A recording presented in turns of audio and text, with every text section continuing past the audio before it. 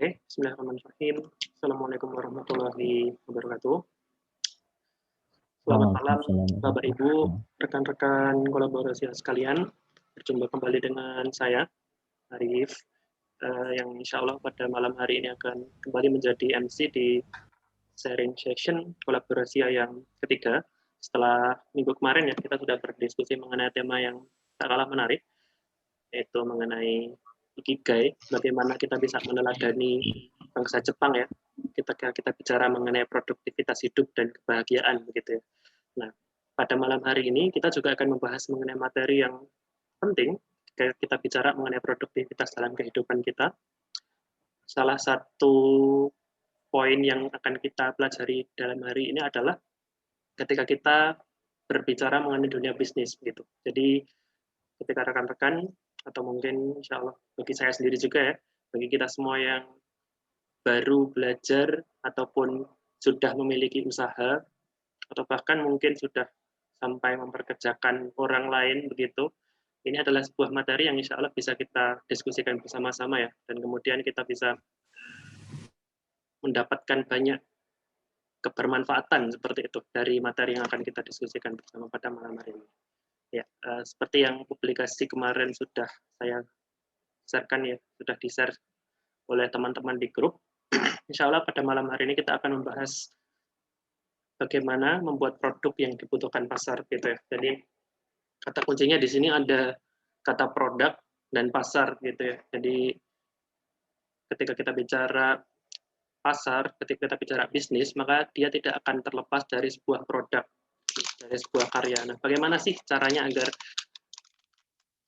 barang atau sesuatu yang ingin kita jual tersebut dia bisa benar-benar nantinya termaksimalkan potensinya di pasar. Nah, itu ada strategi-strateginya, ada langkah-langkahnya yang nanti kita akan coba diskusikan bersama begitu.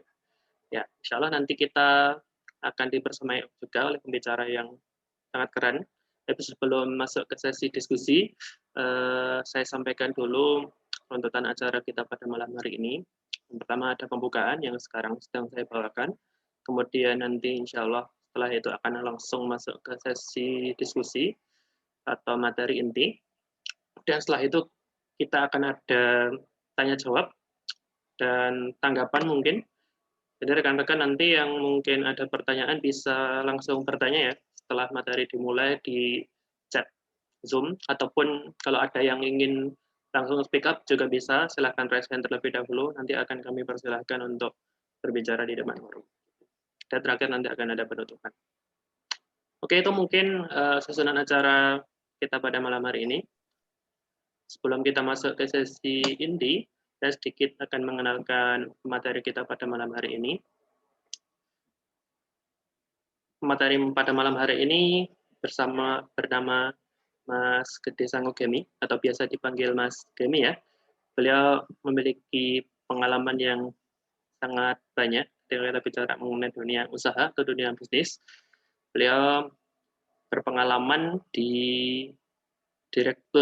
menjadi direktur ya sampai sekarang dari tahun 2019 PT Laporanku Usaha Indonesia. Sebelumnya juga beliau aktif di PT Agri Permana Indonesia dan Project Manager CV Bumi Mulia. Beliau juga menerima berbagai macam penghargaan. Dalam jangka waktu 5 tahun ke belakang ada berbagai macam penghargaan yang beliau dapatkan, seperti misal finalis Wirausaha Muda Mandiri 2014, kemudian ada Grand Incubator Business Teknologi Ristek Dikti tahun 2016, kemudian ada Grand Perusahaan Pemula Berbasis Teknologi Ristek Dikti 2019, sampai yang terakhir tahun 2020 kemarin, Ideaton Innovation COVID-19 Ristek BRIN tahun 2020.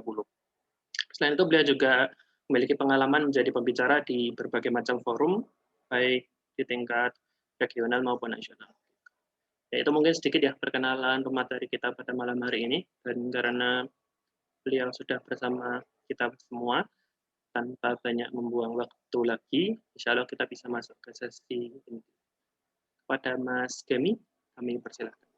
Silakan, Mas. Terima kasih. Halo, Assalamualaikum warahmatullahi wabarakatuh. Waalaikumsalam. Berapa lama nih Mas kita malam ini? Iya, untuk sesi diskusi kita bisa sampai jam 9, Mas. Kurang lebih 1 Oke, jam ya. siap. Saya coba bismillah. Jadi rekan saya Gemi yang insya Allah akan membersamai teman-teman semua berdiskusi. Kita saling sharing. Saya izin langsung share screen saja. Oke, saya stop video. Oke, jadi pada malam hari ini kita akan berdiskusi dan berbicara tentang bagaimana membuat produk yang dibutuhkan pasar. Jadi kemungkinan di malam ini saya akan banyak sharing terkait dengan membuat produk yang dibutuhkan pasar dengan angle atau ala startup. Tapi ini juga bisa kita implementasikan di produk biasa ataupun produk-produk lainnya. Sebelumnya nama saya Gede Sama Gemi, saat ini saya co-founder dari Jejual.com. Jejual.com layanan pembuatan toko online instan untuk UMKM, membantu UMKM untuk meningkatkan jangkauan penjualannya. Jadi saya akan mulai dari sini. Jadi kita akan ambil intisari dan hikmah dari membuat suatu startup. Saya akan mulai banyak ngomong di sini dulu. Suatu startup itu dimulai dari ide, kemudian mereka mencari apa sih masalahnya di sini, kemudian dia membuat prototipe, lalu dia menunjukkan prototipenya, kemudian dia launching, dan goalnya dapat 1.000 user pertama. Kurang lebih apa yang akan kita diskusikan malam ini kurang lebih seperti ini. Bagaimana sih kita membuat suatu produk, mulai dari prototipenya, kemudian lanjut bagaimana kita menemukan pelanggan kita, pelanggan pertama kita. Lanjut, kenapa sih kita membuat produk yang dibutuhkan oleh pasar itu penting? Ternyata ada fakta begini. Ini fakta alur atau step suatu usaha bisa berdiri dari yang awal sendiri. Kalau ini model startup awal sendiri sampai dia bisa katakanlah IPO, kalau mungkin teman-teman semua pernah dengar nama istilahnya IPO. Jadi di awal usaha ataupun bisnis di awal ataupun produk di awal itu berada pada lembah kematian. Bahkan ada riset yang bilang begini, 90% bisnis di tahun pertama itu gagal. Kalau kita analogikan bisnis sama dengan produk, berarti produk yang launch pertama 90% gagal. Kenapa produk-produk itu gagal? Produk-produk itu gagal karena tidak menemukan pasar yang tepat. Jadi bukan karena produknya jelek, bisa jadi karena tidak menemukan pasar yang tepat. Nah, pada kondisi ini, saya ambil alurnya dari startup. Lembah kematian ini erat kaitannya pada tahapan, kalau di startup itu ada pendanaan, tahapan seed capital. Apa itu tahapan seed capital? Tahapan seed capital adalah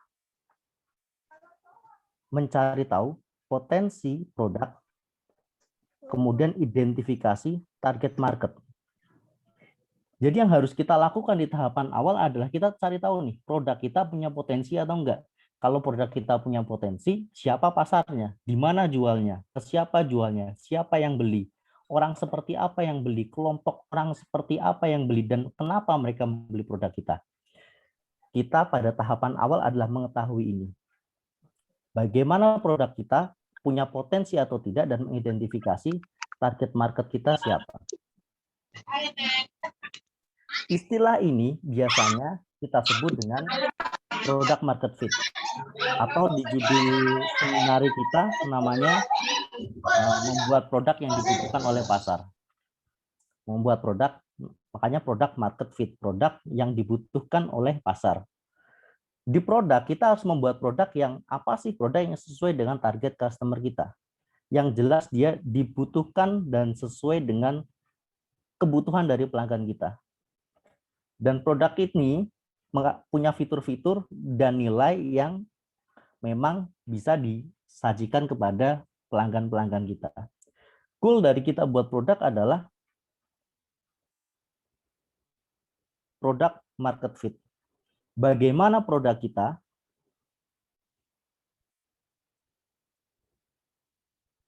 bisa diterima oleh pasar dan bagaimana produk kita bisa sesuai dengan kebutuhan pasar.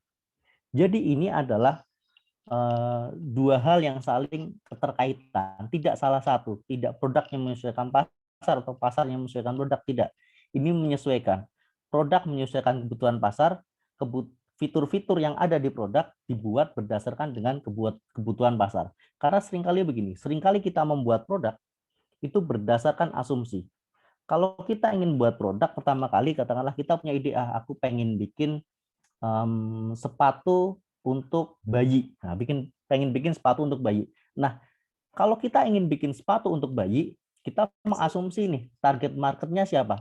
Target marketnya itu adalah user. Target marketnya adalah orang tua. Jadi target market dan user bisa jadi berbeda. Bisa jadi target marketnya tadi orang tua, usernya adalah bayi. Berarti kita harus membuat produk yang ingin dibeli dan dibutuhkan oleh orang tua yang punya bayi. Jadi kita melakukan hal tersebut. Nah, saya coba lanjut. Maka dari itu, yang akan kita lakukan adalah membuat produk yang sesuai dengan kebutuhan pasar. Product market fit. Ingat, ini saring keterkaitan. Product market fit. Kenapa sih kita harus membuat produk market fit? Karena ada riset juga bilang, kalau tadi di awal saya bilang 90% usaha di tahun pertama pasti gagal. Risetnya bilang kayak gitu. Kenapa sih usaha gagal? Jadi kalau di sini kan ada kata startup kan. Kalau bagi saya begini, startup adalah usaha rintisan. UMKM yang baru mulai usaha itu juga usaha rintisan. Produk yang baru kita mulai launching itu juga usaha rintisan. Jadi kurang lebih akan sama. Jadi permasalahan utamanya kenapa banyak yang gagal adalah ini. Kita membuat sesuatu yang tidak diinginkan siapapun. Jadi kita hanya membuat sesuatu yang kita inginkan. Kita berasumsi nih, aku pengen bikin produk ember. Ember buat orang kantoran. Butuh nggak sih orang kantoran dengan ember? Kan kita nggak tahu. Makanya kita, yang ada di diri kita, atau produk-produk yang akan kita buat, itu semuanya adalah asumsi. Jadi kita jangan pernah meyakini 100% produk kita akan benar-benar dibeli oleh orang. Dan kita jangan pernah meyakini juga orang-orang tersebut akan membeli produk kita. Karena semuanya adalah masih asumsi. Ketika kita masih berdiskusi dengan tim kita masih diskusi produk yang kita akan buat seperti ini, target pasarnya kemungkinan yang beli orang-orang seperti ini, itu adalah asumsi. Yang harus kita lakukan adalah melakukan validasi. Asumsi-asumsi tersebut kita validasi. Benar tidak sih asumsi-asumsi itu sesuai dengan yang ada di lapangan.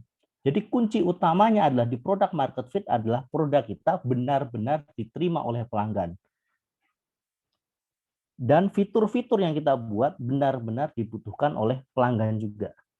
Karena jangan sampai nih kita membuat sesuatu yang tidak dibutuhkan oleh siapapun. Bahkan tidak diinginkan oleh siapapun. Nah, ini juga ada riset nih, kalau nggak salah ini dari Forbes. Dari yang 90% mereka gagal, permasalahan pertama adalah karena tidak ada kebutuhan pasar besar. Penyebab dari kegagalan adalah tidak ada kebutuhan pasar. Itu yang terbesar. Makanya kita harus membuat produk yang dibutuhkan pasar atau membuat sesuatu yang dibutuhkan oleh pasar. Kita gagal itu bukan karena tidak ada uang ternyata. Nomor satu. Nomor satu adalah karena tidak ada pasarnya. Tidak ada yang ingin untuk beli. Baru selanjutnya ada urutan-urutannya. Dari tidak ada uang, tidak ada tim, produk yang buruk. Lihat, produk yang buruk ternyata bukan penyebab produk kita tidak dibeli. Produk kita tidak dibeli karena tidak ada kebutuhan pasar, bukan produk yang buruk. Ataupun marketing yang buruk. Tidak nomor satu ternyata marketing yang buruk. Atau kurang fokus, atau lokasi yang buruk, ternyata tidak. Ternyata yang nomor pertama penyebab kita gagal di awal adalah tidak ada kebutuhan pasar. Kita gagal memahami kebutuhan pasarnya apa saja. Dan kita gagal membuat produk yang benar-benar dibutuhkan pasar. Karena jangan sampai ego kita, idealisme kita, itu mempengaruhi produk yang kita buat, sehingga produk yang kita buat hanya sesuai dengan ego kita. Tanpa kita memperhatikan kebutuhan pelanggan, tanpa kita bertanya terlebih dahulu kepada pelanggan ataupun calon pelanggan. Ini adalah dua hal yang saling keterkaitan, product market fit, produk yang dibutuhkan pelanggan dan pelanggan yang menginginkan produk kita. Ini dua hal yang tidak bisa kita tinggalkan salah satunya. Oke, baik. Tadi sedikit pengantar dari saya. Jadi kita akan berdiskusi tentang pembuatan produk melalui sudut pandang atau kita ambil angle dari startup membuat produk, karena kebetulan Jejual.com adalah suatu startup, jadi saya akan coba sharing product development yang ada di startup. Jadi begini, kalau kita ingin menjual sesuatu, kalau kita ingin memasarkan sesuatu, atau kita ingin bisnis atau ingin jualan, kita mulai dari produk dulu atau pasar dulu nih. Seringkali mungkin kita bertanya dari situ. Kita mulai dari produk atau pasar. Jadi jawaban dari kedua hal ini adalah sesuai pilihan, tergantung. Kalau katakanlah tiba-tiba kita adalah orang yang memiliki ide banyak. Kita memiliki beragam macam jenis ide. Ya udah, kita mulai dari produk. Tapi ingat, produk itu harus divalidasi ke pasar. Atau bisa jadi kita adalah orang yang banyak melihat potensi-potensi peluang yang ada di lapangan. Kalau kita banyak mengetahui potensi-potensi peluang yang ada di lapangan, kita seringkali melihat dari kebutuhan pasar. Katakanlah, wah, anak sekolah sekarang butuh sepatu yang trendy nih, nggak cuma sepatu yang warnanya hitam. Oke deh, aku buat sepatu karena ada kebutuhan pasar. Atau ada kesempatan nih di pasar. Itu juga bisa boleh. Tidak ada larangan. Kedua hal ini adalah sesuai dengan kebutuhan dan pilihan masing-masing, sesuai pilihan dan kondisi masing-masing. Ada orang yang dia cenderung untuk menciptakan produk, ada orang yang dia cenderung melihat potensi atau kesempatan dalam suatu pasar yang ada. Jadi ini tergantung dengan kondisi masing-masing dari kita. Yang penting adalah kita memastikan nantinya produk yang kita buat itu memang diinginkan oleh pasar. Kita membuat produk dengan berbagai macam jenis fiturnya. Kita membuat produk dengan tampilan, dengan desain dan macamnya yang menurut kita dibutuhkan oleh pelanggan. Dan kita membuat asumsi siapa pelanggan kita. Ketiga hal tersebut di awal adalah asumsi. Jangan kita menganggap ketiga hal tersebut adalah hal yang pasti atau definitif. Semuanya asumsi. Ketiga hal tersebut dinyatakan sesuai adalah ketika kita sudah langsung berusaha menjual dan bertanya ke pelanggan kita, apakah produk kita mau dibeli atau tidak. Jadi ingat, ini adalah hal yang akan kita diskusikan banyak. Jadi materi kita malam ini cuma ini aja nih. Product market fit, produk yang sesuai pasar, pasar yang membutuhkan produk kita. Jadi nanti juga di akhir sedikit mungkin saya akan cerita tentang value proposition. Sebenarnya konsepnya simple, produk dibutuhkan pasar. Caranya gimana? Ya kita cari tahu dengan pasar dengan kita bertanya langsung. Udah selesai. Seringkali kita bikin produk nggak mau tanya ke calon pelanggan. Atau seringkali kita bikin produk nih, kita langsung bikin produk sebagus-bagusnya dan kita langsung launching besar-besaran dan kita pasarkan. Kemudian ketika tidak ada yang beli, kita bingung. Padahal kita bisa meminimalisir hal tersebut. Kita bisa meminimalisir resiko bagaimana membuat produk yang dibutuhkan oleh pasar. Tahapannya kurang lebih saya akan merangkum menjadi 4 hal. Yang pertama adalah membangun minimum viable product ataupun MVP. Yang kedua adalah menemukan customer atau customer discovery. Yang ketiga adalah validasi customer, dan yang keempat adalah life cycle product development dan customer journey atau membangun produk yang sesuai dengan kebutuhan pasar terus-menerus. Bagaimana? Nah, ini adalah 4 hal yang kurang lebih saya akan sampaikan di depan.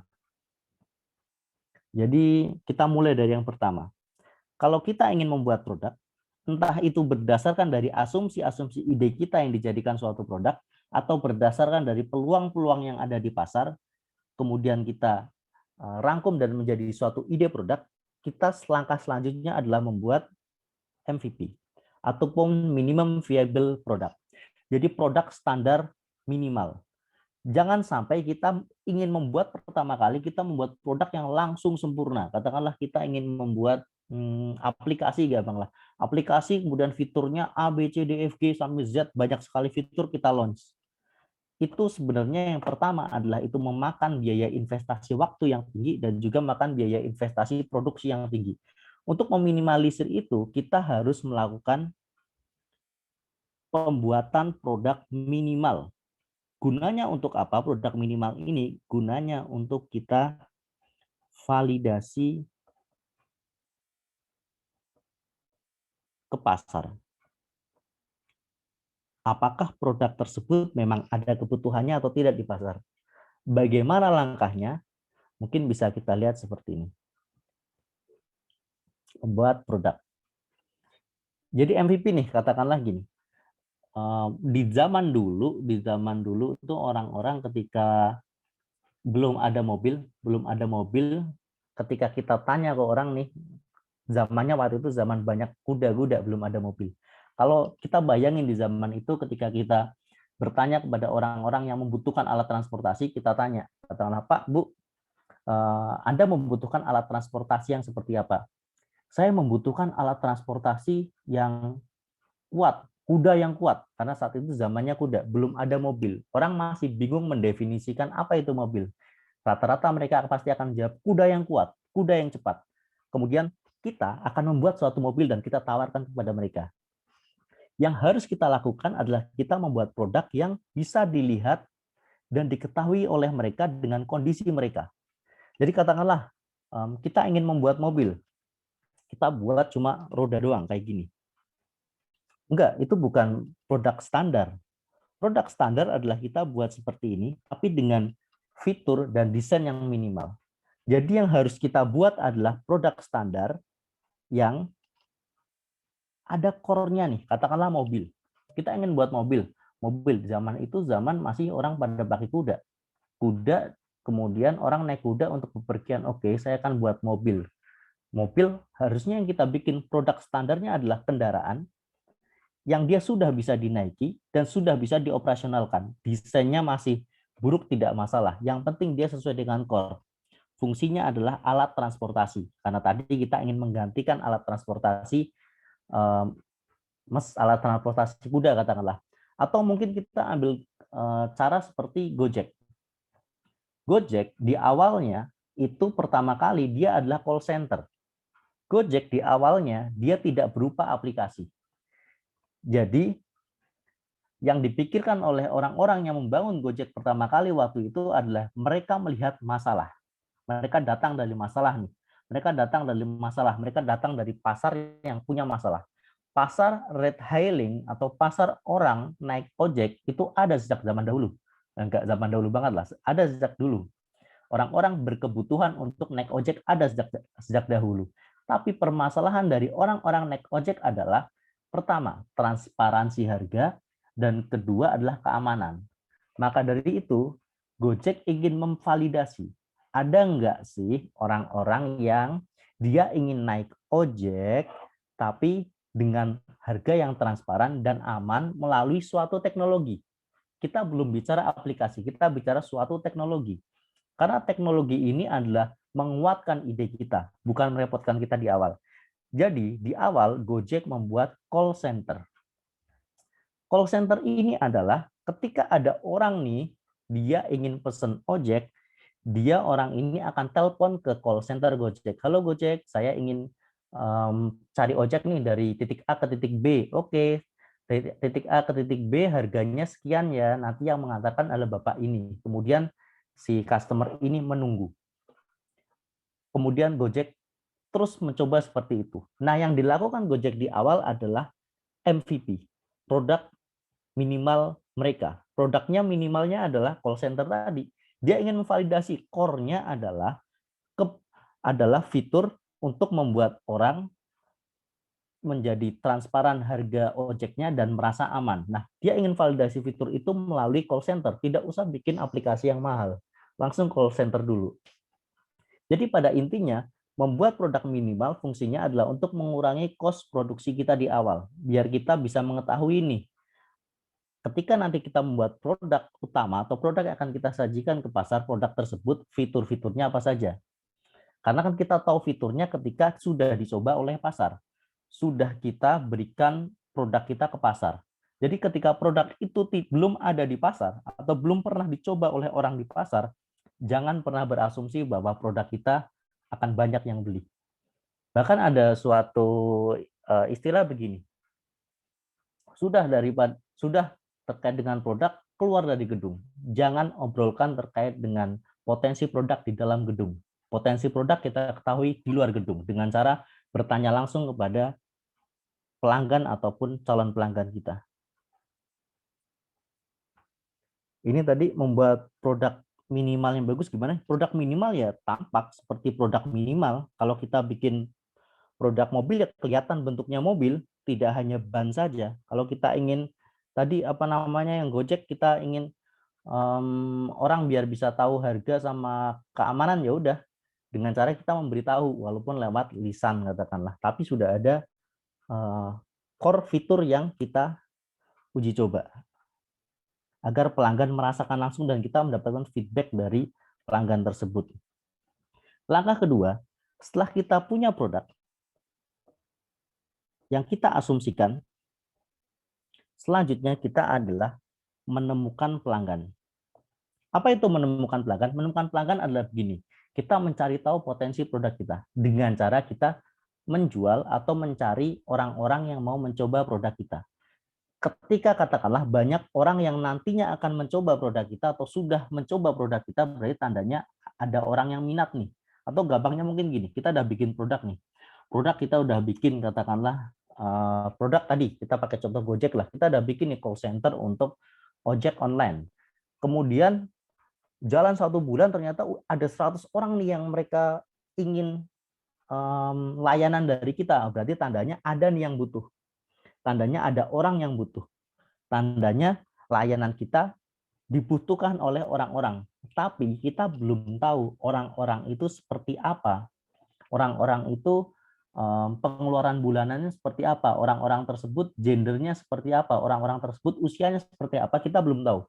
Kita hanya tahu bahwasanya produk kita ada nih yang beli. Produk kita ada yang beli. Atau istilah asingnya biasanya ini namanya adalah customer discovery. Kita menemukan pelanggan. Kita discovery nih, katakanlah produk kita lempar ke pasar nih. Wah, ternyata ada yang beli nih, ternyata ada yang download nih, ternyata ada yang minat nih. Oh, ternyata ada nih orang-orang yang ingin membeli atau berminat dengan produk kita. Kita baru sampai pada kata ada yang mau beli. Ketika ada yang mau beli, kita ada nih yang mau beli.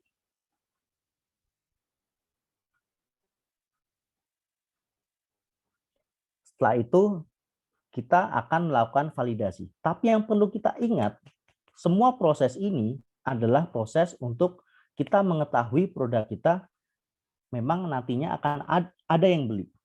Bahwasanya produk kita dari hipotesa calon pelanggan kita, ternyata produk kita konsepnya ada yang beli, ada yang download, ada yang unduh, ada yang minat, dan lain sebagainya. Kita sudah merasa nih, dengan katakanlah kita pakai target, kalau biasanya target saya hitung angka lipatan 10, katakanlah 10 uji coba pertama, 100 orang yang uji coba pertama. Ketika ada 100, kita nyatakan, wah produk kita ada ya nih yang beli dan ada yang minat. Selanjutnya kita mencari tahu. Selanjutnya kita mencari tahu di sini. Siapa sih pelanggan kita? Kita akan mencari tahu. Atau istilahnya adalah validasi pelanggan. Pelanggan kita orangnya seperti apa, dia sukanya apa, keminatannya apa, dia fungsi yang paling dia butuhkan di antara produk-produk yang kita bangun apa, dan lain sebagainya. Jadi di sini customer validasi adalah kita menentukan bahwasannya solusi produk kita sesuai kebutuhan target market. Ingat, ini namanya target market. Berarti dia sudah spesifik. karena ini target market. Kita sudah berasumsi nih kira-kira yang beli orang seperti apa, dia suka apa, kita sudah tahu istilahnya niche-nya seperti apa, orang yang beli terkait dengan produk-produk kita. Selanjutnya, terkait dengan produk, ingat, kita harus selalu minta feedback dan pendapat dari pelanggan kita. Katakanlah tadi kita pakai angka kelipatan per 10-an. Kita sudah nih bikin prototipe produk, kemudian kita cari 10 orang pelanggan pertama. Oke, wah dapat 10 orang nih. Berarti kira-kira banyak orang yang bakalan minat dengan produk saya nih. Oke deh, saya cari dengan milestone tambahan saya atau target saya mau 100 orang nih. Biar saya menganggap customer discovery-nya bahwasanya ada nih orang yang beli. Kemudian saya coba jual ke 100 orang. Ternyata ada nih tetap 100 orang yang beli atau 100 orang yang minat. Oke, berarti kita bisa berasumsi ke diri kita bahwasanya dan ke tim kita bahwasanya ini nih produk kita ada yang beli, ada yang minat. Tapi kita belum tahu siapa yang minat. Oke, kita sekarang cari tahu siapa yang minat dan kita cari tahu apa sih dari produk kita yang dibutuhkan oleh mereka. Dari 100 orang ini kemudian kita tanya-tanya. Kita mintai feedback ke mereka. Anda menggunakan produk kami sukanya yang mana? Sukanya bagian apa? Tidak sukanya apa? Kita tanyakan terus-menerus. Kita lakukan feedback terus-menerus kepada pelanggan kita. Untuk apa? Untuk kita menentukan produk kita akan kita lanjut atau kita ubah. Jadi di customer discovery atau menemukan pelanggan dengan customer validation atau memvalidasi pelanggan itu untuk menentukan. Kalau di sini istilahnya pivot. Pivot ini adalah mengganti produk. Katakanlah tadi kita pakai kasus yang Gojek tadi. Gojek ternyata setelah diuji coba, ternyata orang-orang itu mereka tidak suka dengan telepon, mereka lebih suka dengan chat. Akhirnya mereka merubah, selanjutannya adalah melalui chat messaging langsung. Itu mereka merubah fitur produk di awal mereka. Atau ternyata banyak orang yang mereka lebih suka dengan aplikasi. Akhirnya mereka membuatlah sebuah aplikasi. Di antara kedua hal ini, customer discovery dan customer validasi adalah hal yang berputar terus untuk kita mencari product market fit. Yang tadi solusi kita memang dibutuhkan oleh pasar dan juga bisnis model.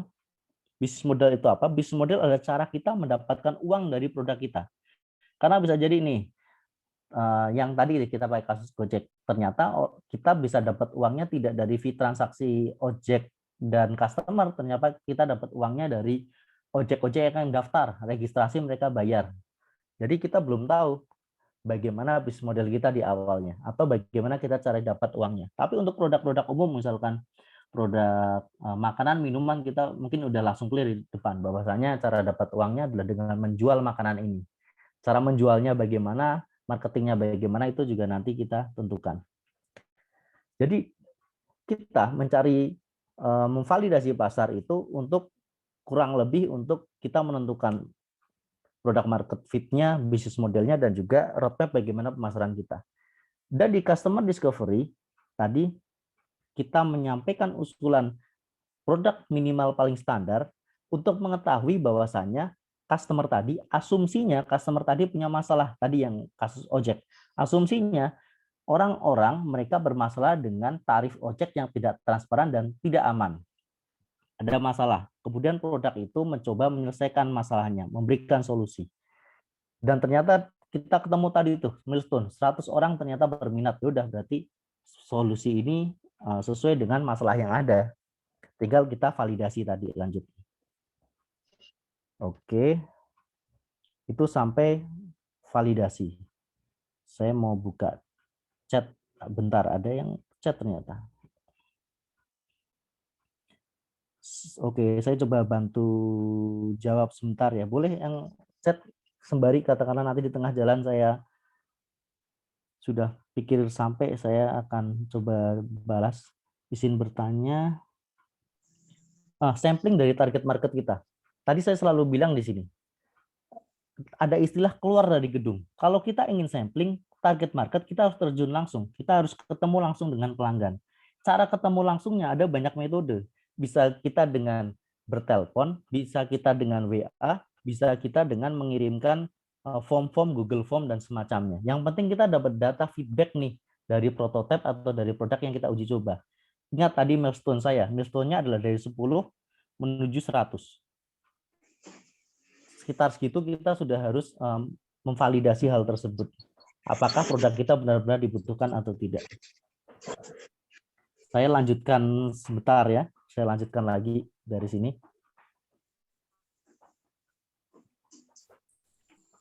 Oke. Selanjutnya adalah developing. Tadi kita udah nih bikin MVP, menemukan customer, kemudian kita juga memvalidasi customer kita dan produk kita sesuai dengan kebutuhan atau tidak. Perlu kita ingat selalu adalah ini. Perlu kita ingat selalu adalah ide atau gagasan kita yang kita buat itu harus selalu kita validasi dan belajar dari situ. Bagaimana cara belajarnya? Cara belajarnya adalah kita dengan mengembangkan sesuai dengan kebutuhan pasar dengan bertanya langsung. Jangan pernah kita tinggalkan pelanggan atau calon pelanggan kita ketika kita mengembangkan produk. Jadi selalu kita harus berinteraksi dengan pelanggan kita. Karena kan mau tidak mau produk kita yang pakai atau yang beli adalah pelanggan. Jadi begini, saya mungkin agak sedikit menjelaskan customer dan user itu berbeda.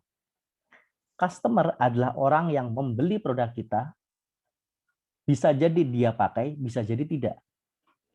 User adalah orang yang dia menggunakan produk kita, tapi belum tentu dia bayar untuk produk kita. Jadi katakanlah tadi yang kita bikin sepatu untuk bayi. Usernya bayi, tapi kan customernya orang tua. Jadi kita bikin produk ini kan dengan angle orang tua sukanya sepatu bayi yang seperti apa sih? Bukan bayi sukanya sepatu yang seperti apa. Karena kita angle-nya dari siapa yang beli. Jadi begitu. Dan ini ada tips checklist sederhana. Kalau kita ingin buat produk, pertama kita cari tahu kompetitor usaha sejenis.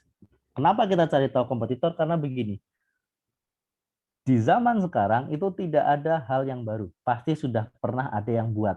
Karena sudah ada yang pernah buat, maka kita harus cari tahu dari kompetitor. Setelah tahu dari kompetitor, kita juga gabungkan dengan ide kita lalu buat suatu produk. Mungkin bahasa gampangnya ATM, amati, tiru, modifikasi. Lalu kita buat produk sampel atau contoh, atau MVP seperti tadi. Kita buat MVP. Kemudian kita list daftar calon pelanggan kita. 15-30 orang yang dapat kita jangkau. 15-30 orang yang dapat kita jangkau. Dapat kita jangkau artinya bisa kita telepon, bisa kita message, bisa kita WA, dan lain sebagainya. Bisa kita jangkau secara langsung. Kemudian dari contoh kita sudah ada bikin MVP produk tadi, kita tawarkan sampel tersebut ke 15-30 orang yang bisa kita jangkau. Ketika mayoritas membeli, maka lanjutkan produksi. Tapi ingat, lanjutkan produksinya ini harus berdasarkan feedback dari 15-30 ini. Kita tanya, setelah mereka pakai, setelah mereka gunakan, bagaimana hasilnya, bagaimana manfaatnya, apa yang kurang dari produk ini. Selain kita untuk melakukan validasi bahwasanya ada nih yang beli, ada yang mau, yang kedua kita bisa mendapatkan namanya social proof, testimoni. Jadi orang-orang mau beli produk kita itu terkadang mereka membutuhkan testimoni sehingga yakin mau beli produk kita. Makanya dengan proses ini kita bisa dapat dua hal. Pertama, kita bisa tahu nih fitur-fitur atau kebutuhan apa yang dibutuhkan pelanggan. Yang kedua, kita bisa mendapatkan social proof atau testimoni dari daftar calon pelanggan yang kita berikan di awal itu. Kemudian ternyata jika mayoritas menolak, lakukan evaluasi. Kalau mereka katakanlah menolak, maaf, aku nggak mau belilah produkmu kayak gini lah, aku nggak mau beli. Ketika mereka bilang nggak mau beli, jangan berhenti di situ. Tanya, kenapa sih nggak mau beli produk saya? Apa yang salah dengan produk saya? Jadi jangan sungkan untuk selalu bertanya, karena pada di awal ini, tahapan awal, asumsinya adalah kita tidak tahu produk apa yang dibutuhkan oleh calon pelanggan kita atau calon target market kita. Untuk ini sepertinya sudah. Selanjutnya saya akan bahas value dan produk jasa. Kalau mungkin ada pertanyaan, boleh Mas Arief untuk dibuka pertanyaan dulu.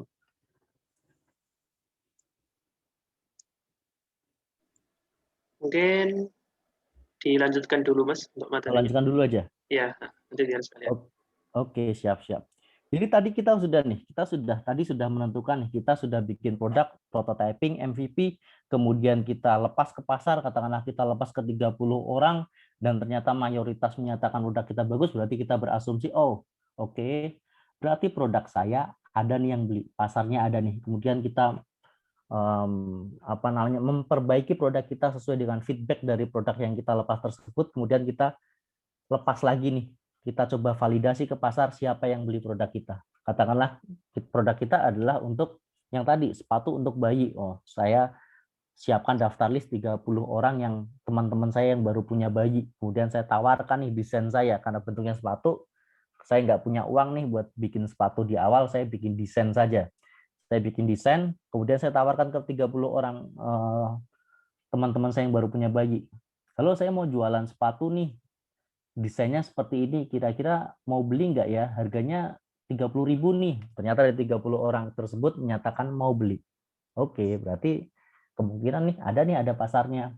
Terus saya berpikir, waduh, saya nggak punya uang, gimana caranya ya? Oke, saya sekaligus mau memvalidasi kemampuan bayar rata-rata teman-teman saya yang saya kontak. Oke, kemudian saya kontak.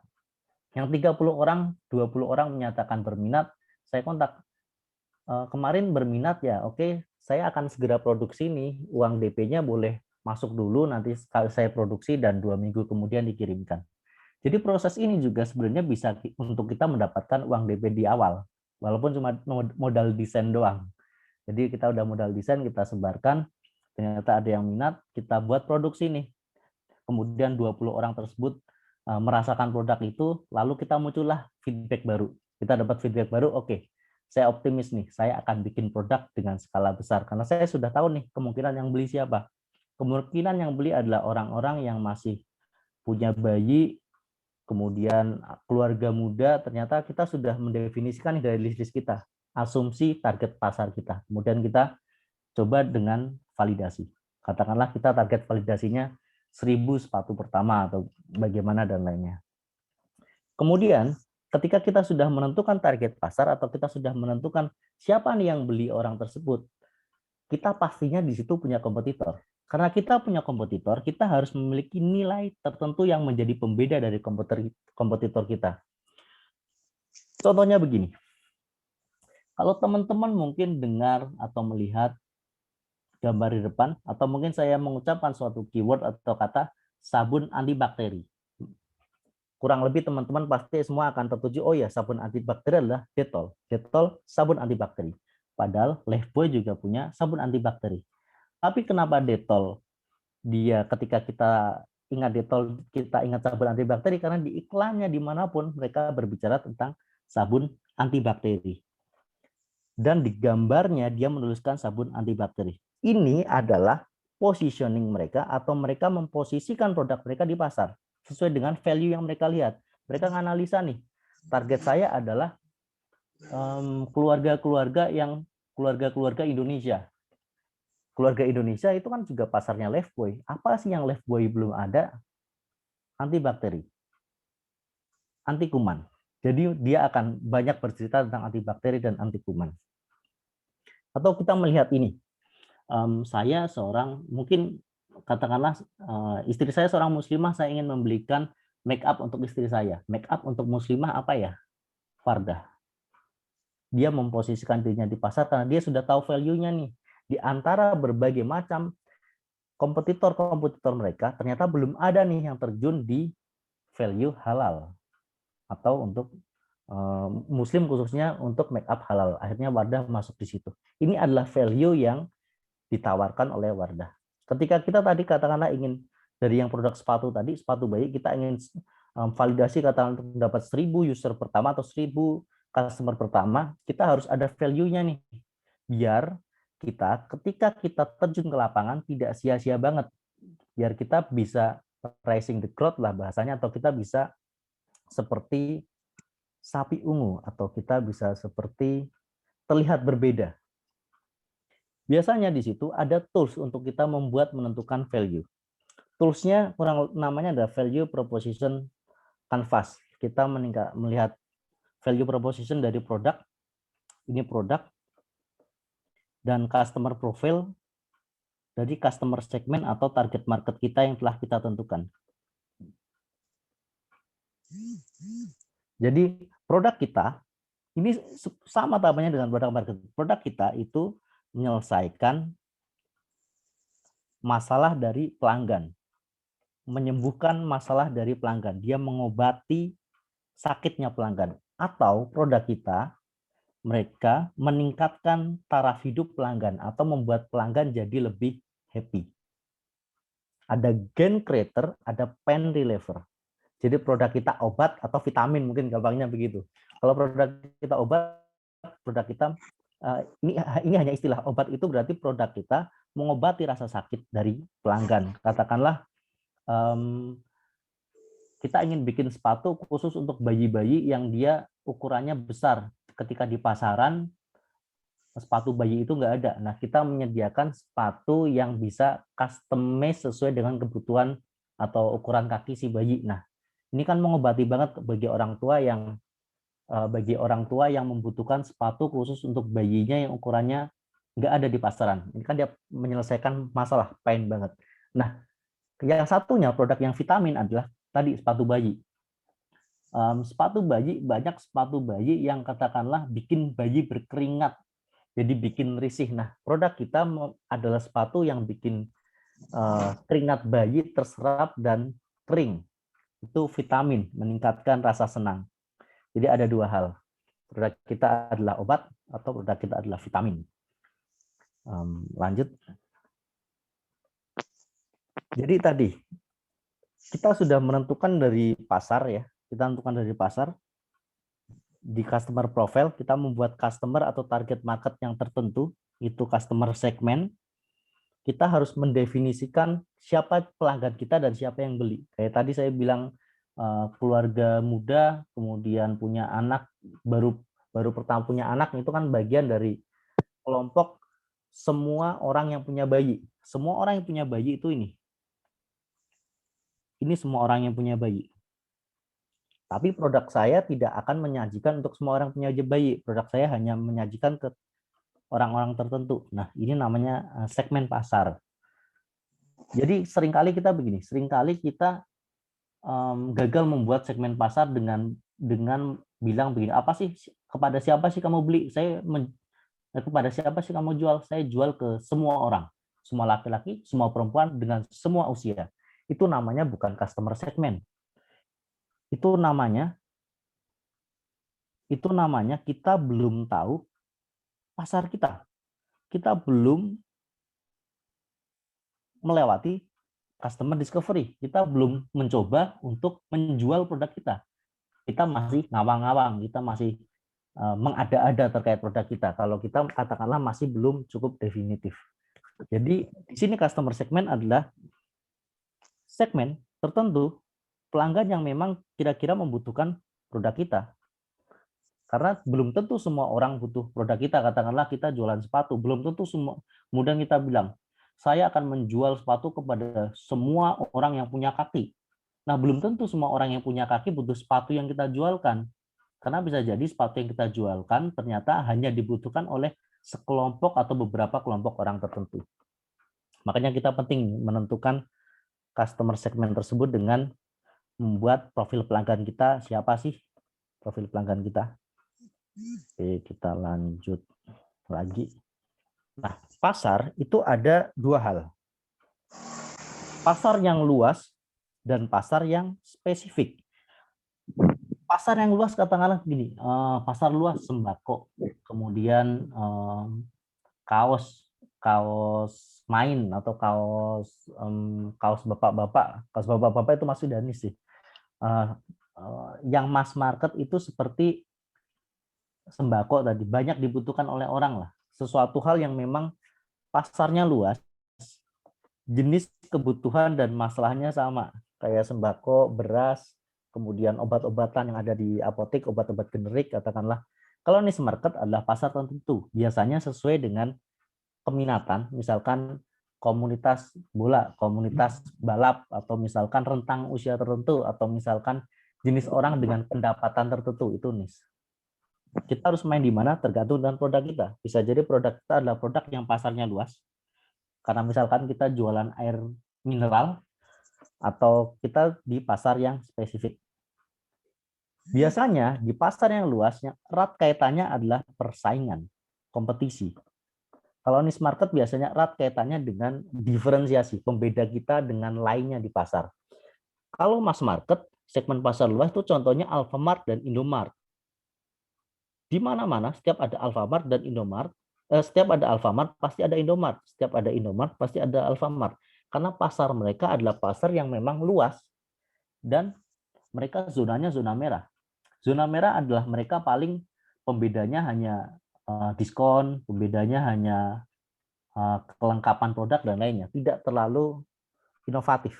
Beda dengan niche market yang menuntut kita inovatif karena menuntut kita untuk memberikan diferensiasi atau pembeda kepada pasar. Jadi kita harus menentukan agar kita bisa menjadi beda di pasar. Untuk menjadi beda itu contohnya gini, ketika kita lihat 4 buah apel, akan ada satu apel yang terlihat berbeda dan mencolok. Jadi kita tertarik. Karena kan tahapannya seseorang sebelum membeli, kalau biasanya path of purchase-nya itu jalan dia untuk membeli biasanya kan dimulai dari awareness atau mereka sadar, kemudian appeal, mereka tertarik, lalu kemudian mereka ask, mereka bertanya, setelah ask mereka act, melakukan pembelian. Setelah mereka melakukan pembelian dan puas mereka melakukan advocate. Seringkali funnel-nya begitu. Jadi biar orang langsung tertarik, langsung tertarik, biasanya kita harus melakukan diferensiasi agar produk kita berbeda dari yang lainnya. Apa sih jenis-jenis value yang bisa kita berikan ke produk kita? Jenis-jenis value-nya itu bisa jadi bentuknya adalah kebaruan. Misalkan kebaruan adalah sepatu tadi nih, sepatu dengan tren terbaru. Atau dia performa itu lebih ke arah kualitas tadi yang saya sebutin. Kualitas itu sepatu yang bisa menyerap keringat tadi, bayinya, jadi dia bayinya ketika berkeringat keringatnya menjadi kering. Atau kustomisasi, tadi kustomisasi, ukuran sepatunya bisa di custom sesuai keinginan dan lain sebagainya. Ada yang dia status, menaikkan status seperti Apple, value-nya adalah yang pakai Apple merasa bergengsi, atau value-nya dia, kalau kamu beli produk saya, biaya dapurmu jadi lebih hemat loh. Jadi kurang lebih ada beberapa jenis value. Bisa lebih dari ini, tapi ini kurang lebih yang saya contohkan. Bisa kebaruan, performa, kustomisasi, hingga kenyamanan produk kita memberikan kenyamanan lebih, atau memudahkan akses, atau minimalisir resiko. Tergantung jenis produk kita. Lanjut, kalau ini kita lewati saja. Nah, kita akan coba, sepertinya kita akan coba membuat atau mengisi value proposition canvas. Jadi, kita mengisi value dan customer, kita mengisi dari customer jobs ataupun identifikasi customer. Customer jobs itu bisa berbentuk fungsi. Fungsi itu katakanlah dia seorang manajer keuangan ataupun sosial, misalkan dia seorang yang dipandang tokoh masyarakat di sana, atau emosional, dia seseorang yang suka memberi, atau memang kebutuhan customer yang memiliki kebutuhan dasar, misalkan orang yang dia suka makan, seperti itu. Kurang lebih customer jobs ataupun definisi customer-nya kurang lebih dibedakan ke 4 hal ini. Kita akan bermain-main dengan berasumsi customer jobs-nya. Pertama, ini ada orang namanya katakanlah Hanah. Dia adalah seorang fotografer berusia 28 tahun. Fotografer berarti dia fungsional, dia seorang fotografer berusia 28 tahun. Kemudian satu lagi ada namanya katakanlah Silvio. Dia pelanggan pembuangan limbah elektronik, dia manajer fasilitas berusia 52 tahun. Ini dua-duanya fungsional atau fungsi. Ini yang tadi definisi ini adalah customer profile yang kita buat. ini kita asumsikan bahwasanya kemungkinan orang yang beli kita adalah orang seperti ini, dia pekerjaannya ini, usianya sekian, sekian, bisa range. Kemudian dia kita definisikan kalau si Hana. Hana mau belanja baju baru, dia butuh barang-barang yang bisa dikenakan di tempat kerja yang harus terlihat profesional. Ini kebutuhan dia harus terlihat profesional. Dia muak mencuci pakaian, tetapi dia juga tidak ingin menghabiskan terlalu banyak uang untuk dry cleaning. Dia membenci ide fast fashion. Dia ingin pakaiannya membuatnya merasa percaya diri. Ini emosional. Dia emosional, ingin percaya diri. Warna favoritnya adalah pastel. Dia tidak menyukai detail-detail manik-manik. Ini salah satu contoh customer profile. Orang yang mau beli baju, dia adalah orang fotografer, dia tempat kerja ingin terlihat profesional, kemudian dia tidak ingin keluar uang banyak. Lalu ada satu lagi, dia Pak Silvio, dia tugasnya adalah membersihkan komputer dan mesin fotokopi. Terus biasanya dia ngumpulin sampah-sampah terus dia buang. Dia tidak ingin memantau berapa orang. Dia istilahnya suka dengan kerja sendiri. Dia tidak tahan melihat teknologi. Dia tidak tahan melihat sampah-sampah terbuang percuma. Kemudian dia harus menekan anggaran untuk pengelolaan sampah tersebut. Jadi ini yang kita buat ini adalah asumsi customer profile. Jadi kita mengasumsikan nih, katakanlah tadi nih, kita membuat sepatu bayi. Oke, saya mengasumsikan. Asumsinya adalah seorang, katakanlah Pak Upik, dia adalah seorang bapak baru, usia 28 sampai 35 tahun, dia seorang pekerja kantoran, dia bersama istrinya adalah seorang ibu rumah tangga, biasanya dia sering menggendong bayinya di pagi hari, dan dia tidak ingin bayinya merasa kedinginan, dan ketika dia masuk ke rumah, katakanlah dia tidak ingin bayinya merasa basah ketika berkeringat dan lainnya. Jadi kita membuat asumsi apa agar kita juga punya asumsi.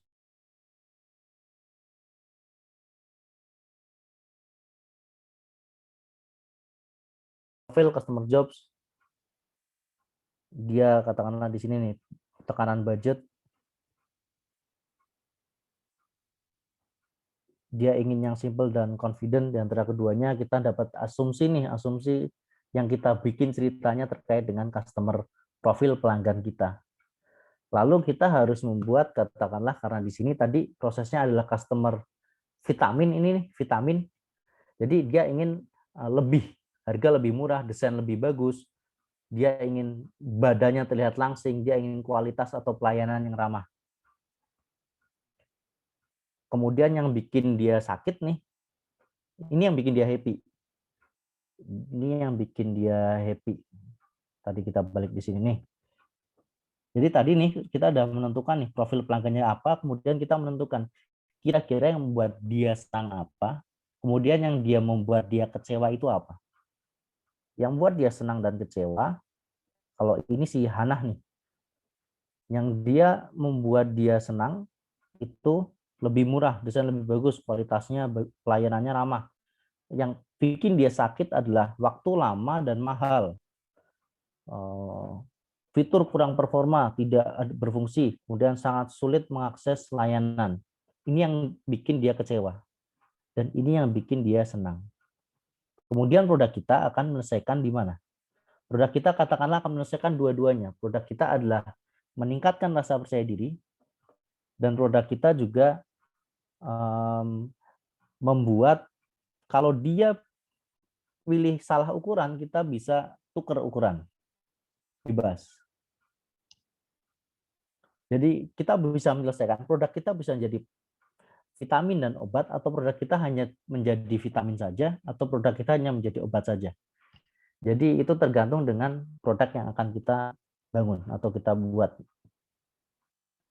Ini dia obat, ini vitamin. Ini kalau yang ini untuk Hana, kalau ini untuk Silvio tadi. Ini hanya contoh. Oke, lanjut. Oke, sudah selesai cukup. Sekian dari saya ini. Boleh masuk ke pertanyaan-pertanyaan kalau ada pertanyaan. Baik, terima kasih banyak Mas Gemi ya. Super sekali materinya tadi, sangat clear ya, dan menarik ya ternyata ya. Bagi saya yang pribadi baru mencoba belajar begitu ya, ke dunia bisnis dan marketing. Jadi rekan-rekan ternyata ada quote menarik tadi ya di awal. Bahwasanya kalau kita melihat dunia usaha seperti itu, banyak 90% itu gagal di tahun pertama. Itu ternyata angka yang sangat tinggi ya. Dan bagaimana agar kita bisa menghindari agar usaha kita bisa survive dari awal masa-masa kritis tersebut. Tadi sudah dijelaskan ya, berkaitan dengan marketing dan produk. Betapa pentingnya proses validasi sampai penentuan nilai begitu. Insya Allah setelahnya kita bisa masuk ke sesi diskusi ya, agar nanti kalau rekan-rekan ada yang mengganjal di hati, ada pertanyaan atau ada tanggapan mungkin bisa disampaikan. Oke, kita masuk ke sesi diskusi, insya Allah. Ini saya coba bacakan ya Mas. Tadi yang Oke, silakan. ada Mas Ahmad Nasiruddin, tadi sebenarnya sudah ditanggapi oleh Mas Gani. Untuk Mas Ahmad Nasiruddin, apakah ingin menanggapi balik atau ada pertanyaan ulang yang lain? Kami berikan waktu untuk menanggapi jika memang ada pertanyaan kepada Mas Ahmad.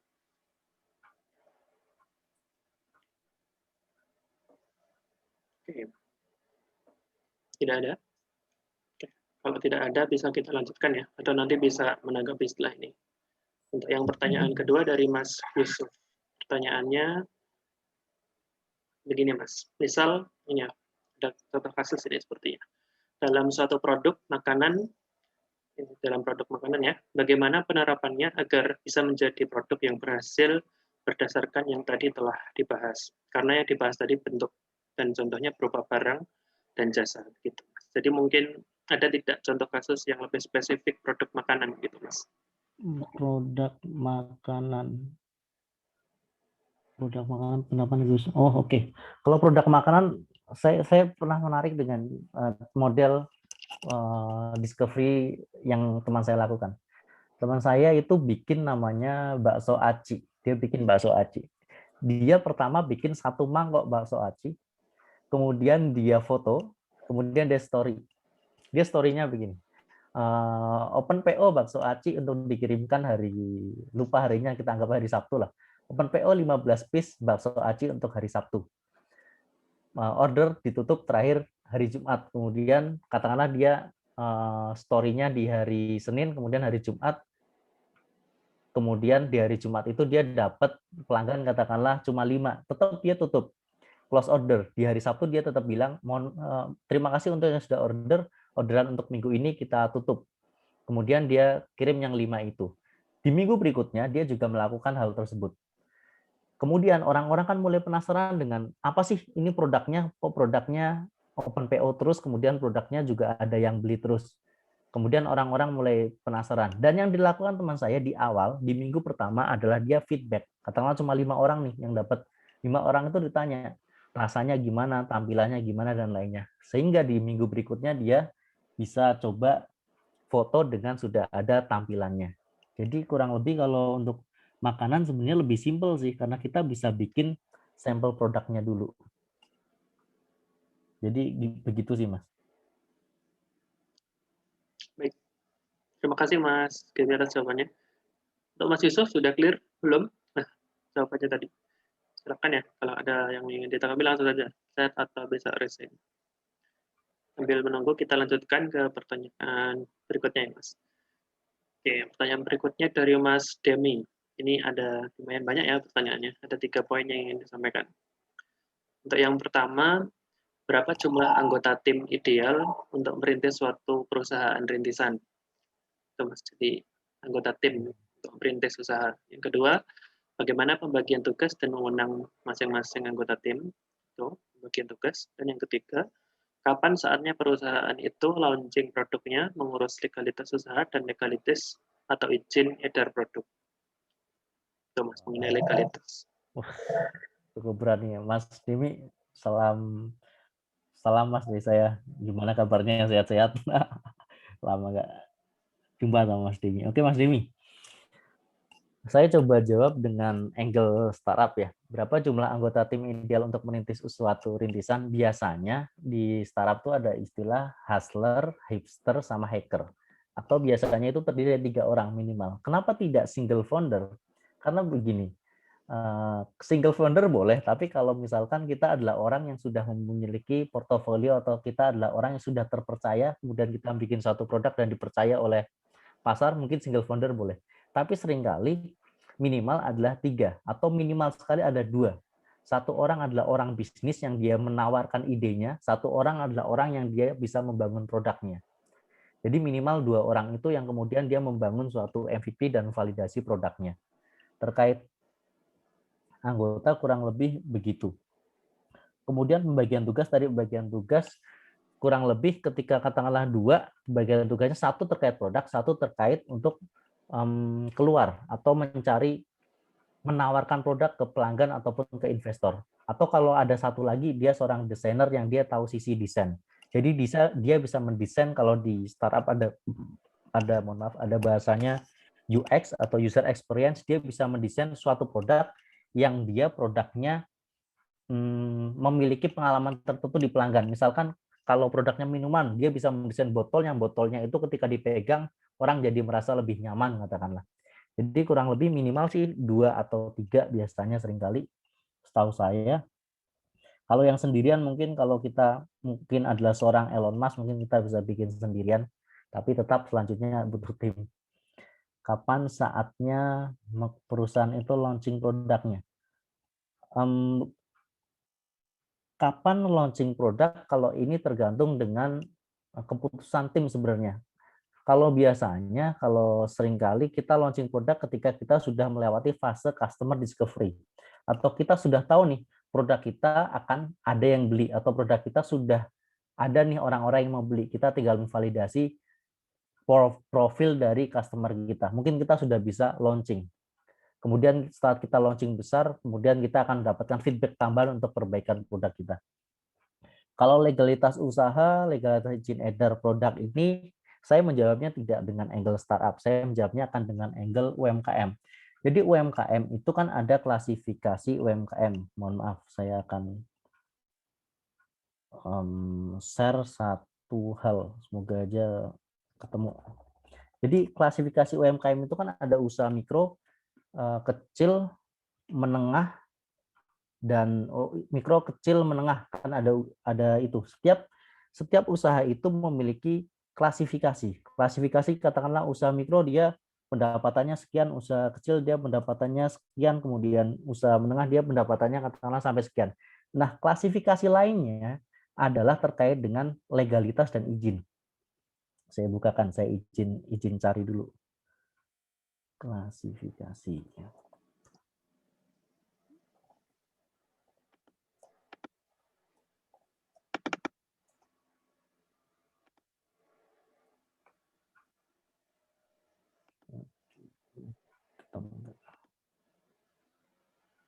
Nah, ketemu nih klasifikasinya. Saya share screen lagi. Jadi UKM itu punya klasifikasi. Yang klasifikasi ini diterbitkan oleh BI. Jadi nih, usaha mikro itu biasanya dia komoditas masih berubah-ubah, tempat usaha berpindah-pindah, belum memiliki administrasi keuangan, tidak misalkan keuangan pribadi, belum memiliki izin usaha mikro. Usaha mikro, tanda-tandanya apa sih usaha mikro? Tanda-tandanya adalah dia selama 1 tahun itu maksimal 50 juta omsetnya, atau asetnya maksimal 300 juta, atau kalau per bulan mungkin di angka 20 juta maksimal per bulan. Kemudian usaha kecil 50 sampai 500 juta per tahun, atau dia mungkin ada di angka 20-an juta sampai berapa itu? 20-an sampai berapa? 1-2 M lah per bulan sampai 50-an juta. 20-an sampai 2 juta sampai 50-an juta mungkin per bulan, dia itu sudah di sini, usaha kecil. Dia sudah mulai melakukan administrasi keuangan sederhana, udah mulai dia sudah mulai ada administrasi keuangan, berarti dia sudah mulai memikirkan terkait dengan izin-izinnya. Biasanya di sini dia sudah mulai memikirkan terkait izin-izin dan legalitas ketika di usaha kecil. Jadi biasanya klasifikasi untuk standarnya kalau saya mengacu pada ke klasifikasi UMKM dari Kemenkop. Jadi gini, katakanlah kita sudah nyentuh nih angka sekian atau kita sudah forecast nih. Bulan pertama masih mikro, tapi bulan kedua atau bulan ke-6 kita ada forecast nih bahwasanya kita akan naik omsetnya, ya udah, berarti kita harus mengurus izinnya. Kalau ini sih berdasarkan bagaimana kita mengembangkan bisnis kita sesuai dengan jangkauan pasar yang bisa kita raih. Jadi klasifikasinya kalau saya lebih cenderung lewat sini, lewat omset. Tapi misalkan kalau kita sudah bisa prediksi nih, kalau kita sudah lolos customer discovery, kemudian kita sudah punya 1.000 calon pelanggan, lalu kita sudah bisa menghitung ternyata di bulan pertama kita akan masuk di klasifikasi usaha kecil langsung. Ya sudah, kita urus di depan. Jadi ini lebih pengaruhnya terkait dengan seberapa banyak produk ini akan dibeli pelanggan atau omsetnya berapa ketika di awal nantinya. Karena ini tergantung banget dengan omset. Kenapa tergantung banget dengan omset? Kalau pendapat saya pribadi, karena mengurus izin dan lainnya itu membutuhkan biaya.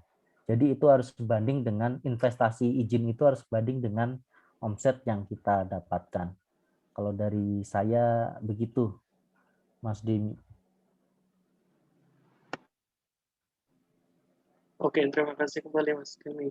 Sudah jelas Mas Demi ya, jawaban dari Mas Demi tadi. Namanya agak mirip ini. Ya, nanti kalau ada tanggapan boleh langsung disampaikan. Kita langsung masuk ke pertanyaan berikutnya ya. Nah, ini ada pertanyaan dari Mas Zulkifli, Mas. Saya bacakan ya. Untuk membuat asumsi-asumsi tersebut, apakah dengan memberikan angket kepada calon customer atau kita mengira-ngira saja? Ini mungkin maksudnya terkait dengan ini Mas, metode bagaimana kita bisa mengetahui hasil validasinya tadi Mas. Yang penting begini, hasil validasinya kita lakukan adalah membuat pertanyaan, kemudian mereka menjawab. Bisa bentuknya angket, bisa bentuknya langsung interview. Jadi yang penting adalah kita tahu pertanyaan kita apa saja, kemudian mereka menjawab sesuai dengan pertanyaan kita. Jadi nggak berasumsi mereka suruh cerita, ayo ceritakan, kemudian kita mengambil intisari, enggak. Tapi kita bertanya spesifik terkait hal-hal yang kita tanyakan, katakanlah bagaimana kualitas produk saya, kalau makan bagaimana rasanya, kemudian ada yang kurang tidak dengan rasanya. Jadi kita menanyakan terkait hal-hal yang memang kita butuhkan untuk ditanyakan. Jadi tidak mereka suruh cerita random kemudian kita ambil kesimpulan. Bentuknya bisa angket, bentuknya bisa interview, bebas, metodenya bebas. Yang penting adalah kita bertanya atau kita membuat daftar pertanyaan yang nantinya mereka jawab. Kurang lebih begitu, Mas Arief. Baik, terima kasih Mas Demi. Insya Allah sudah jelas ya terkait dengan metode validasinya tadi. Baik, ini ternyata pertanyaan yang di chat sudah habis. Apakah untuk rekan-rekan masih ada yang ingin bertanya lagi? Ingin langsung speak up? Silakan jika memang ada. Pak Rofik mungkin barangkali ingin bertanya. Oh, ini ternyata Mas Demi Resen. Kami persilakan dulu untuk yang Resen ya. Wow. Mas Demi silakan. Bisa open mic. Assalamualaikum Mas Demi. Waalaikumsalam, Mas. Alhamdulillah sehat ya. Alhamdulillah. Terima kasih atas penyampaiannya dan terima kasih atas tanggapannya yang tadi disampaikan. Terkait dengan legalitas itu kan jadi ceritanya ketika produk kita sudah dijangkau oleh banyak konsumen dan kita sudah mencapai titik tertentu, misal 10.000 atau 1.000 konsumen, pastinya calon-calon pesaing kita itu pasti akan melirik kita. Karena itu dianggap pasar kita adalah pasar yang seksi gitu menurut mereka. Nah, tentu saja kalau kita itu tidak punya dasar kita tidak punya dasar hukum atau dasar legal yang jelas, kita itu akan kalah oleh mereka yang memiliki modal yang kuat, itu pasti. Nah, sehingga antisipasinya itu apakah memang harus membuat legalitas dari awal, sejak pertama kali kita riset dan segala macamnya, atau memang saat titik tertentu, misal 1.000 atau 10.000, atau misal dengan rasio jumlah penduduk Indonesia 270 juta, kita ambil 1%-nya 2.700.000 baru kita mengambil langkah untuk membuat legalitas. Begitu. Oke. Jadi itu baiknya bagaimana. Terus yang kedua tentang izin edar itu misal tentang makanan ya. Makanan itu kan izin edarnya ada 2 jenis. Pertama ada PIRT dan kedua itu ada BPOM MD. Nah sekarang kan mulai ada perubahan regulasi, jadi PIRT di beberapa wilayah itu sudah tidak bisa diurus lagi untuk beberapa produk makanan. Sekarang itu harus berganti menjadi BPOM. Nah tentu jangkauannya kita sudah tinggi, misal sampai 1.000, 2.000 atau bahkan 1 juta itu, ketika kita pun juga tidak punya legalitas yang komplit atau izin edar yang komplit, pasti kita akan jadi sasaran tembak. Contohnya adalah BPLAB, bubur bayi. Bubur bayi itu kan berarti kan ada timing yang nggak tepat di situ. Nah dari beberapa kasus itu bagaimana ya sebaiknya, apakah pada saat kapan kita itu ngurus legalitas atau langsung pada saat awal itu kita ngurus usaha, dan pada saat kapan kita harus ngurus segera mungkin untuk izin edar produk, misal BPOM itu. Memang itu membutuhkan modal, tapi kan dengan adanya tim yang tadi dijelaskan, yang satu bisnis, yang satu produk, investor itu mungkin bisa ditarik ya dari kesepakatan 2 orang atau 3 orang itu. Siap. Kalau ini jawaban utama saya itu yang ditanya tidak lebih tahu dari yang bertanya. Tapi saya akan coba jawab, Mas Demi, saya akan lebih coba jawab. Itu jujur itu masih itu masih saya pikirkan terus itu, bagaimana ini ya, kemudian apakah kita ambil langkahnya tuh di saat yang kapan, timingnya kapan, jangan sampai nanti produk kita sudah launching dengan tinggi gitu, sudah naik terbang dengan tinggi, tiba-tiba karena kendala legalitas atau izin edar langsung ketembak dan peluang itu diambil oleh saingan lain, sehingga kita harus ulang lagi dari awal. Berarti kalau yang terkait Mas Demi ini kan kasusnya adalah sudah punya resource untuk produksi atau bisa mencari resource untuk produksi. Ya, berarti yang saya sampaikan tadi terkait produk market fit itu adanya di tataran riset. Jadi kita riset dulu nih, customer discovery itu untuk riset. Untuk riset fitur-fitur apa yang dibutuhkan oleh pelanggan nantinya. Kalau ternyata kita sudah punya calon jangkauan nantinya, katakanlah sudah sampai 1.000, 10.000, berarti kita di awal harus membuat, karena kalau yang tadi saya sampaikan kan kita belum tahu nih aksesnya ketika produksi akan kemana, kita belum tahu nih nanti jualannya ke siapa. Kalau yang kasusnya Mas Demi ini kan udah tahu nanti akses jaringannya gimana, kemudian nanti pemasarannya gimana, dan bisa melakukan forecast, karena kebetulan mungkin Mas Demi juga berpengalaman di situ. Jadi fase product market fit di sini yang paling mungkin adalah terkait dengan product development, lebih ke product development di riset yang itu berkesesuaian dengan customer discovery untuk menentukan fitur ataupun tampilan, desain, ataupun manfaat dari produk yang nantinya akan di-launch. Karena kan sebelum itu, kalau di prosesnya Mas Demi mungkin sebelum launch melakukan proses forecasting. Jadi kalau katakanlah sudah melakukan proses forecasting, kita forecast katakanlah pertumbuhannya nanti akan sekian, channel distribusinya seperti ini, berarti untuk membuat legalitas itu penting banget di awal. Terkait juga tadi, kalau yang terkait ngurus-ngurus kayak gitu lebih ahli Mas Demi lah.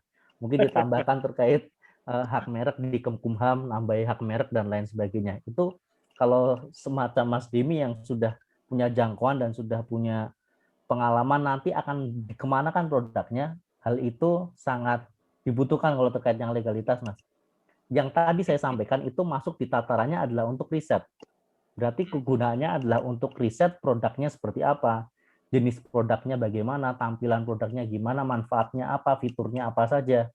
Itu digunakan di tataran riset. Setelah itu dari tataran riset masuk ke tataran forecasting. Nah, tataran forecasting ini yang menentukan kita akan menggunakan legalitas di awal atau enggak.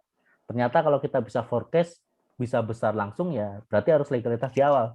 Tapi ketika kita forecast ternyata kita belum bisa menemui, katakanlah nemu BEP-nya atau nemu ROI-nya, ya udah. Berarti kita coba dulu nih, berarti produk ini kita coba satu-satu nih kita uji ke orang dengan nyari akses jaringan. Tapi kalau misalkan sudah punya akses jaringan, ya berarti forecasting yang tadi yang saya sampaikan itu untuk bahan forecasting. Jadi begitu Mas Demi. Terima kasih. Itu berarti betul-betul bisnis itu dengan 2 otak, ya nggak bisa dengan otak kanan aja atau otak kiri saja ya. Bisnis itu kan angka toh. Oh ya, Ya, terima kasih. Ya, insya Allah satu waktu kita ketemu langsung, mungkin ada kolaborasi juga ke depan, insya Allah. Siap, amin, insyaallah. Terima kasih. Sama-sama. Oke, terima kasih Mas Demi. Mas Demi atas jawabannya. Oke, masih ada waktu sekitar beberapa menit lagi rekan-rekan. Kalau memang ada pertanyaan, mungkin satu pertanyaan lagi ya. Kami persilakan. Oke, sepertinya sudah nggak ada nih. Itulah berarti kita bisa lanjut ya ke sesi selanjutnya. Dan ternyata memang menarik sekali ya teman-teman. Tadi ketika kita menyimak materi yang sudah disampaikan, dan mungkin salah satu poin yang perlu kita tekankan di awal adalah usaha besar apapun, tadi contohnya itu seperti Gojek atau Grab itu pasti mereka memiliki permulaan begitu ya. Ada tahapan-tahapan yang harus dilalui. Mungkin kita tidak terasa ya, tiba-tiba saja Gojek itu sudah punya GoFood, sudah ada berbagai macam cabang-cabang, tapi itu dulunya dimulai dengan call service, kemudian dimulai dengan hanya sebatas ojek ya, tapi itu bisa berkembang dan berkembang gitu. Jadi ada tahapan-tahapan yang harus kita lalui.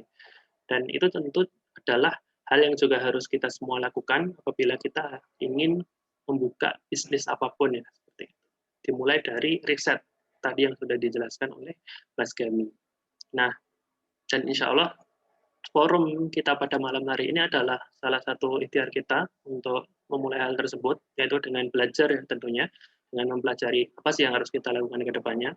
Dan ke depannya insya Allah bagi teman-teman sekalian yang ingin belajar lebih lanjut, kami dari kolaborasi insya Allah siap membersamai semua ya untuk belajar bersama-sama, dan tidak hanya belajar ya, kita bisa berkolaborasi bersama-sama apabila nanti memang ada proyek-proyek, ada bisnis-bisnis yang ingin digerakkan bersama-sama. Jadi jangan lupa nanti untuk yang sudah gabung di grup WA jangan live, karena untuk informasi selanjutnya akan terus kami update di situ. Dan juga kalau ada yang ingin punya Facebook bisa gabung ke grup Facebook kami. Kalau nanti jika diperkenankan oleh pemateri, presentasi tadi ya akan kami share juga di situ.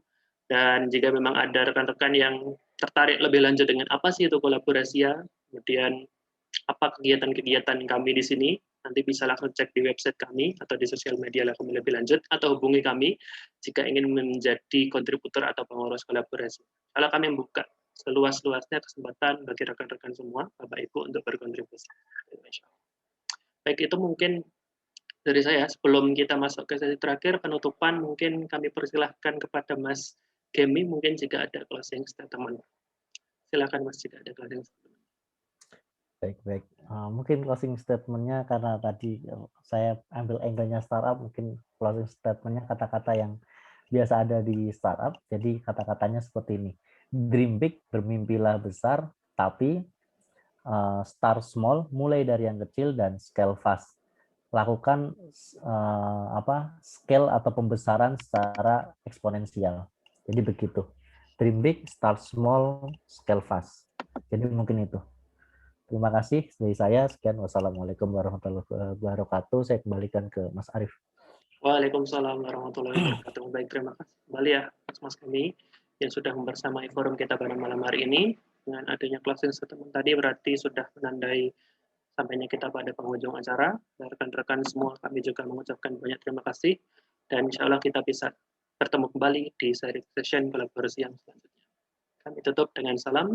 Assalamualaikum warahmatullahi wabarakatuh. Waalaikumsalam warahmatullahi wabarakatuh. Terima kasih.